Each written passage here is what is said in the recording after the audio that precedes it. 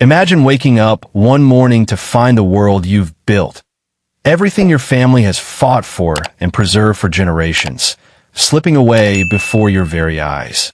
For Marcus Reynolds, a proud black farmer in a small southern town, that morning came without warning. His family had tended the same rich, sun-warmed soil for more than a century. Over 1,500 acres of fertile farmland, passed down like an heirloom from one generation to the next. The land was more than property. It was his heritage, his livelihood, his legacy, the tangible proof of his family's resilience through decades of hardship. On that day, Marcus poured his usual cup of coffee and set out to check on the fields. But what he saw stopped him cold. Strange trucks were parked along the fence line. Men in neon vests paced the dirt roads, planting orange construction stakes into the ground. A group of strangers, dressed in pressed slacks and crisp shirts, were strolling through his soybean rows, pointing at the horizon as if discussing future plans for his land. Confused and a little alarmed, Marcus walked over. "Can I help you?" he called out. One of the strangers, a man with a polished smile, turned toward him. "Oh, good morning, sir. We're just showing the property to some interested buyers." Marcus blinked, unsure if he'd heard correctly. "Interested buyers? This is my land." The man's smile didn't falter. "Sir, this land has been sold. You don't own it anymore." The words hit Marcus like a punch to the chest. Sold? By who? He hadn't put the land up for sale. There had been no negotiation, no contract, no conversation. This was land his grandfather had cleared by hand. Land his parents had worked from sunup to sundown. Land that had been willed to him, legally, indisputably. Trying to steady his voice, Marcus demanded an explanation. The strangers gestured toward a row of SUVs where a few individuals stood holding clipboards and legal folders. They introduced themselves as representatives of the local homeowners association, an HOA. Marcus was baffled. His property wasn't part of any subdivision. He hadn't signed up for an HOA, hadn't even heard of one operating in his area. Yet these people spoke with the quiet certainty of bureaucrats who believed they were backed by law. They claimed the land had been foreclosed on due to unpaid community assessments that Marcus had never been billed for, under a covenant he'd never agreed to. It sounded absurd, almost laughable, if it weren't so terrifying. Marcus knew the history. Black farmers across the South had been systematically stripped of their land for over a century through shady legal loopholes, forged documents, and predatory land grabs. The tactics were modern now, buried in fine print, executed with lawyers instead of lynch mobs, but the result was the same. Families lost their heritage. Generations lost their footing. Still, Marcus had always believed his family's title was secure. They had paid their taxes, filed every document, and protected their deed like it was gold. Yet here he stood, watching strangers walk the soil that held his ancestors' sweat and blood, while being told he was a trespasser. The fight that followed would be long and costly. Marcus would have to hire attorneys, dig through records, and face a system that seemed almost designed to exhaust him into giving up. The HOA representatives weren't interested in conversation. They were interested in possession. But Marcus refused to be silent. To him, this was more than a property dispute. It was a test of whether a century of sacrifice could be erased with the stroke of a pen and the shuffle of legal paperwork. And as he stood there that morning, heart pounding, staring at the markers dividing his fields into neat little parcels for sale, one thought burned in his mind. They may have stolen my land on paper, but I'm not done fighting for it. Here's where the story takes a shocking turn. Years earlier, developers had built a massive subdivision right next to Marcus Reynolds' farmland. It was one of those master-planned communities with pristine streets, manicured lawns, and uniform houses designed to attract new families from city. To manage the neighborhood, the developers established a homeowners association, or HOA, with the usual promises, maintaining property values, enforcing rules, and overseeing the shared spaces. At the time, Marcus barely paid it any attention. The subdivision was far from his crops and cattle. His life revolved around the land his family had cultivated for generations. But as the years passed, Marcus began to notice subtle changes. The HOA wasn't just managing their subdivision anymore. Quietly, almost invisibly, they started acquiring smaller plots around Marcus's property. They purchased abandoned parcels, corner lots, and even some tiny fields adjoining his farmland. On the surface, it seemed harmless, typical real estate expansion. But underneath, it was part of a much more aggressive strategy. Marcus had no intention of selling. He had no interest in turning his farm into houses, strip malls, or parking lots. This was sacred ground, soil that held the sweat and blood of his grandparents, parents, and his own life's work. His vision for the land was continuity, not subdivision. But the HOA had a different idea, and that's when things started to get shady. Using a legal loophole buried in complex property law, combined with forged paperwork, the HOA moved aggressively. They claimed that Marcus's farmland had, by default, been absorbed into the subdivision's community property due to unpaid association fees. The catch? Marcus had never joined their HOA. He had never signed a single agreement, never received a bill, and never agreed to pay a cent. Yet, according to the documents they submitted, he owed thousands, and his property was, by law, effectively theirs. Even more astonishingly, the HOA took these forged documents straight to the county recorder's office and filed them officially, creating a paper trail that made it look legitimate. To the casual observer, it seemed as if Marcus had simply defaulted on his HOA obligations. In reality, he had done nothing wrong. Then came the final, devastating step. Once the documents were filed, the HOA turned around and sold Marcus's 1,500 acres to a developer. Not a single letter, phone call, or notice came to Marcus. By the time he discovered what had happened, the sale had already gone through. The land that had been in his family for more than a century, land that had fed generations, anchored a community, and symbolized a legacy of resilience, was now under the control of strangers. Marcus was left reeling. How could this happen? How could an organization he had never joined, never consented to, and never interacted with take his land with such audacity? The emotional shock was immense. He walked the perimeter of his farm, staring at fields now legally owned by someone else, feeling as though the ground itself had betrayed him. The barns, the silos, the rows of crops, all suddenly seemed foreign, as if someone had erased his family's history from the land itself. What had been a simple plot of farmland had become a battleground of greed, deception, and bureaucratic manipulation. The HOA's scheme wasn't just about property. It was about power, exploiting a loophole, and erasing someone's heritage under the guise of legality. Marcus realized he wasn't just fighting to reclaim land.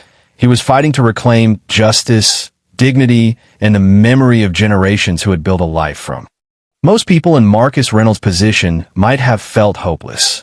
Going up against an HOA, well-connected real estate developers, and a web of crooked legal filings was the kind of fight that could drain not just your finances, but your spirit. Many would have buried their heads, accepted the loss, and walked away, a bitter resignation to the idea that the system favored those with power, connections, and money. But Marcus was not most people. He had grown up on this land, and it was impossible for him to imagine surrendering it without a fight. This was not just property. It was the embodiment of his family's history, their sweat and sacrifices layered into every inch of soil. To give up would be to erase generations of perseverance. Determined, Marcus began seeking the best legal representation he could find. After days of calls, consultations, and careful vetting, he hired a property rights attorney with a reputation for taking on powerful entities and winning. This was not a lawyer who shied away from difficult cases. This was someone who thrived on them. Together, Marcus and his attorney pored over every piece of paperwork the HOA had ever filed concerning his land. They traced the ownership history, scanned the public records, and meticulously compared signatures, dates, and filings. What they uncovered was nothing short of explosive.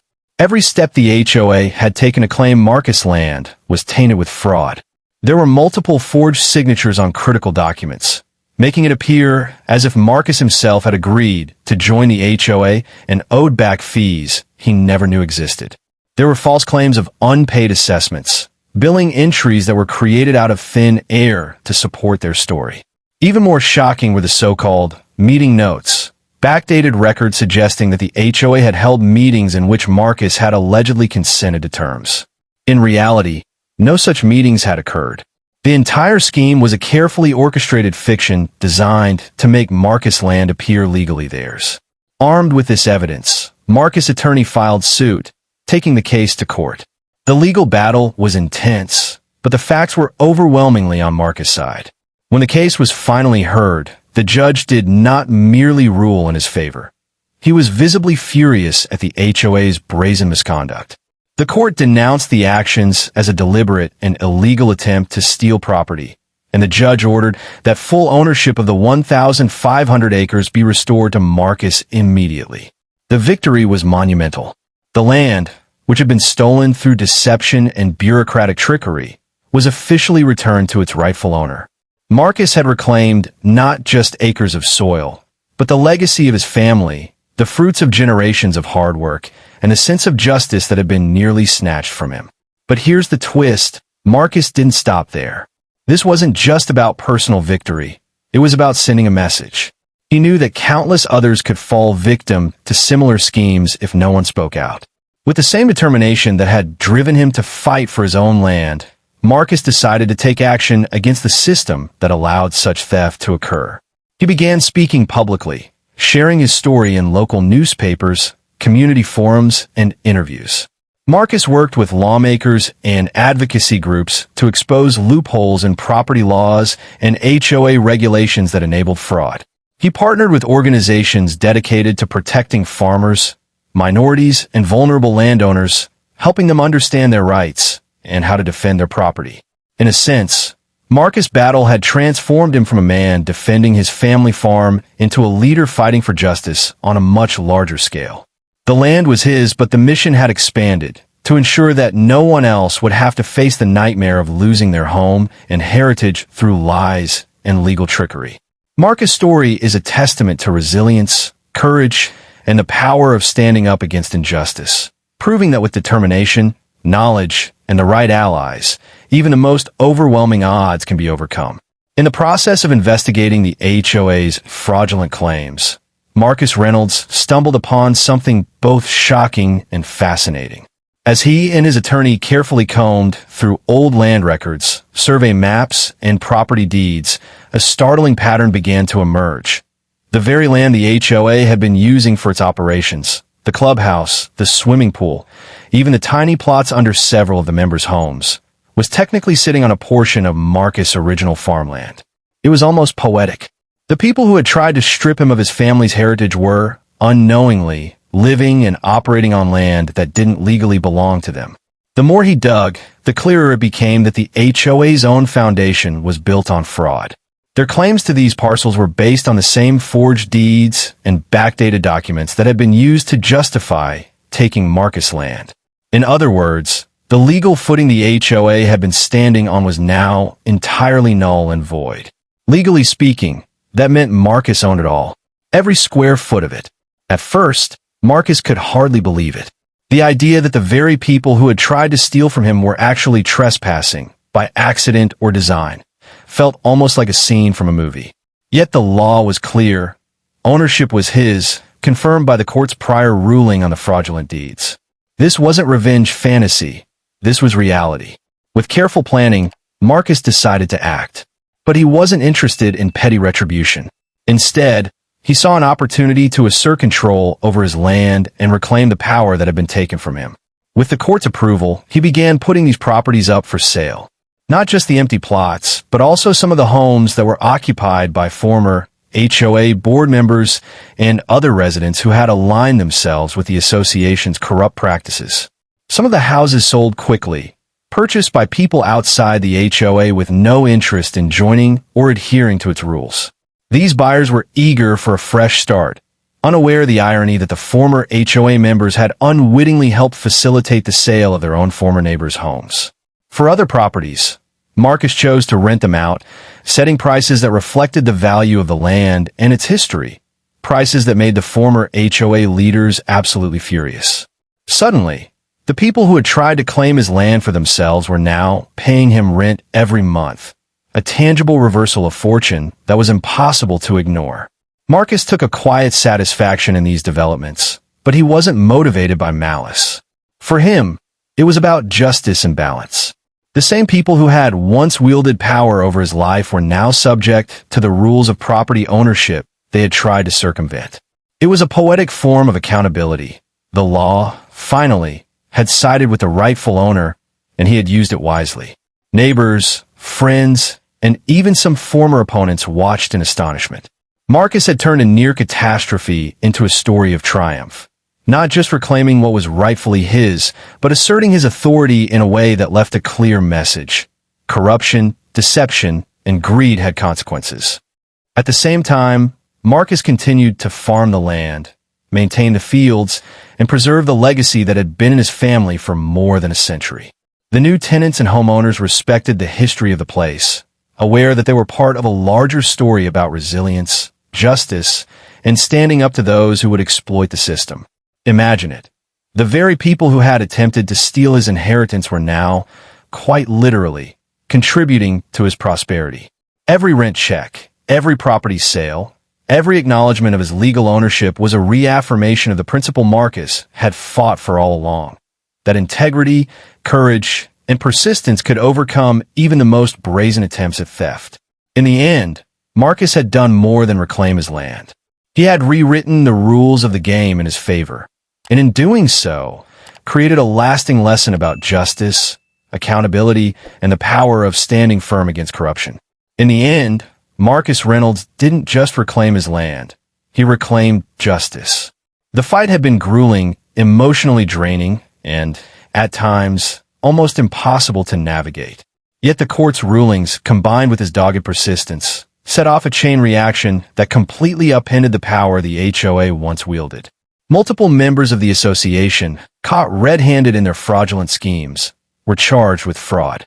The legal system, which they had tried to manipulate, now held them accountable. The HOA itself was forced to dissolve, its operations dismantled, and its influence erased from the neighborhood it had tried to dominate.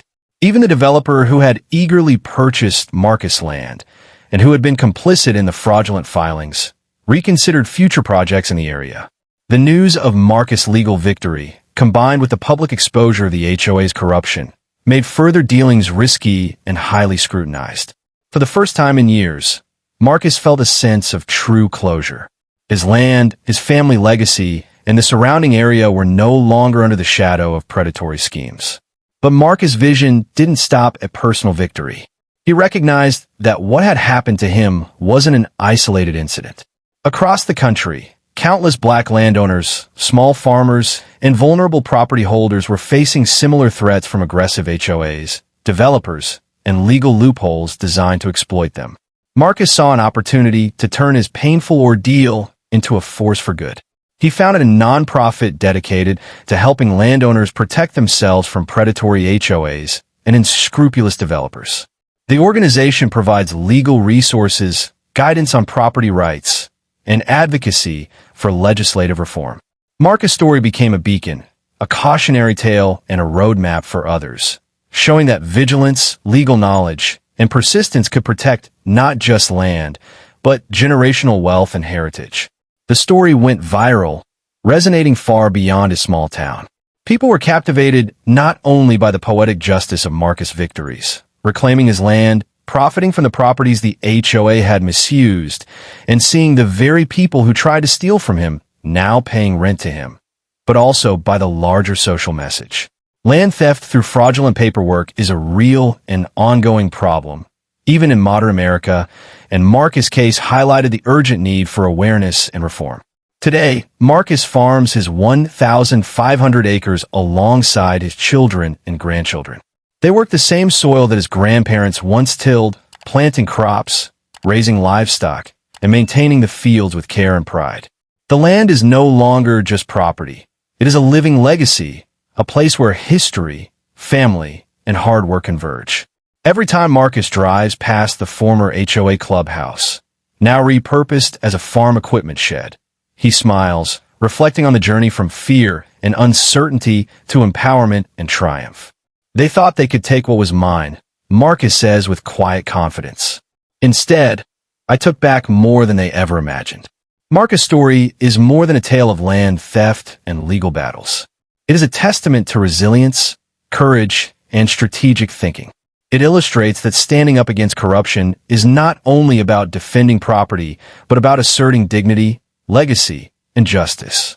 It proves that even when the odds are stacked against you, careful planning, perseverance, and the support of the right allies can turn the tables completely. This isn't just a story about acreage or deeds. It's about refusing to be intimidated, about protecting what belongs to you, and about showing the world that sometimes the best revenge isn't anger or spite. It's perfectly legal, well executed, and rooted in unwavering principle. Marcus' journey reminds us that fighting back is not only possible, but can create a ripple effect that protects others and preserves justice for generations to come.